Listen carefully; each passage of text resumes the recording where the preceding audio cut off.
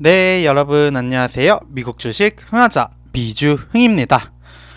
다들 힘든 월요일 그리고 화요일 보내고 계실 것 같습니다. 참 주중만 되면은 시간도 안 가고 참 힘든 것 같습니다. 그래도 다음 주는 5월 1일도 쉬고 5월 5일도 어린이날이어서 조금은 행복한 한 주가 되지 않을까라고 생각이 들고요. 이번에 가져온 소식은 더 나은 AI 주식 센티널1 대 팔란티어 관련한 소식입니다.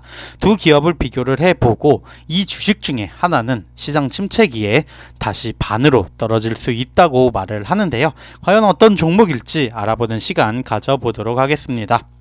센티널1은 여전히 손실이 확대되는 초고속 성장 회사입니다. 팔란티어의 성장은 씻고 있지만 수익성 부분은 개선이 되고 있습니다로 키포인트 잡아봤고요. 센티널1 그리고 팔란티어는 모두 AI 기술을 활용하여 레거시 소프트웨어 동료에 도전합니다.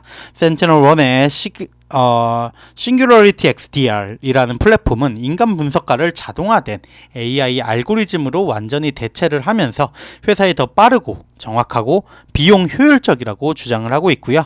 팔란티어는 많은 구독자분들이 알고 계시다시피 고담과 파운드리 플랫폼을 통해서 정부 사업 그리고 상업 고객 부분으로 뭔가 데이터 활용을 한 효율적인 선택을 하는데 도움을 주고 있죠.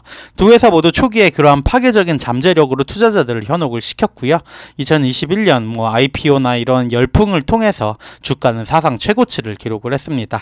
하지만 현재 상황 그 수준보다는 약 80% 가까운 하락을 하고 있는 상황인데, 금리 상승은 지난 1년 동안 투자자들을 보다 보수적인 투자로 이끌었고요.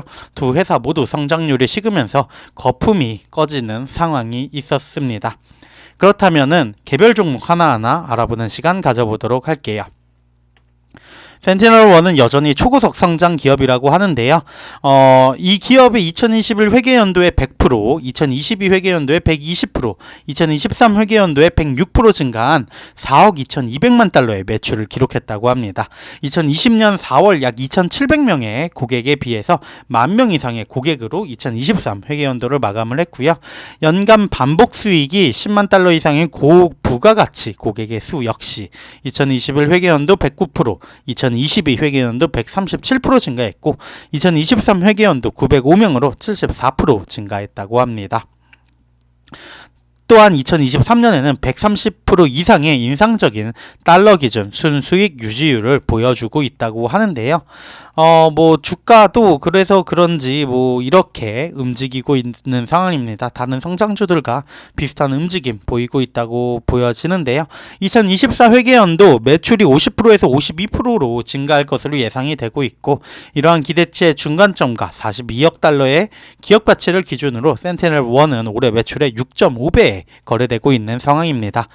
가치는 폭발적인 성장률을 생각을 한다면 합리적으로 보일 수 있는데, 모든 성장주들한테 따라오는 의문점, 바로 수익성이 없다는 부분이 리스크로 남아 있습니다.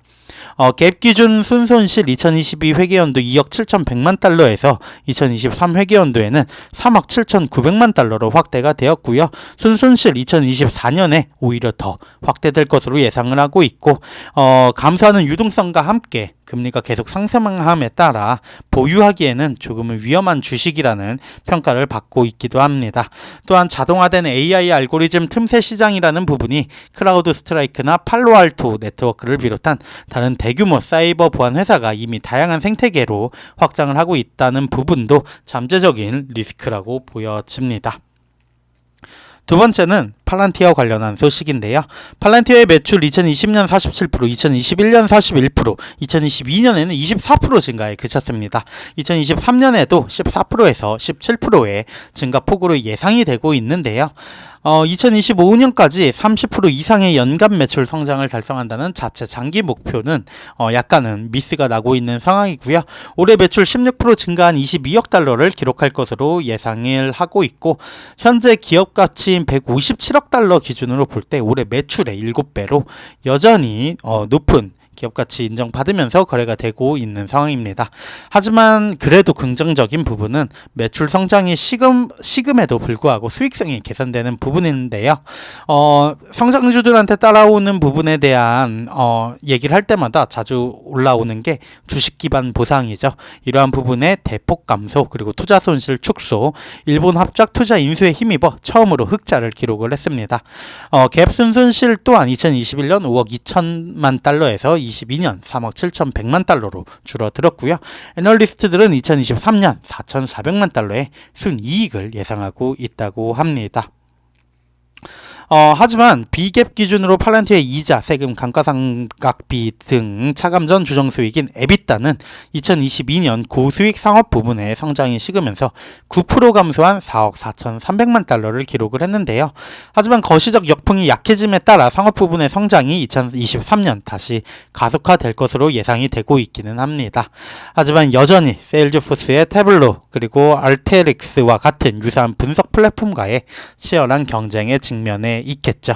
분석가들은 팔란티어의 조정 에비타가 올해 20% 증가한 5억 3천만 달러 기록으로 예상을 하고 있는데 주가는 예상보다 30배나 저렴해 보이진 않습니다. 긍정적인 면은 2022년 여전히 현금 그리고 현금성 자산이 26억 달러로 마감이 되면서 전년도보다 더 증가한 수치를 보여줬다는 점이고요. 센티널1과 가장 비교가 되는 부분이기도 합니다. 그렇다면 결론적으로 더 나은 구매는 무엇이냐? 저자는 팔란티어를 얘기하고 있습니다.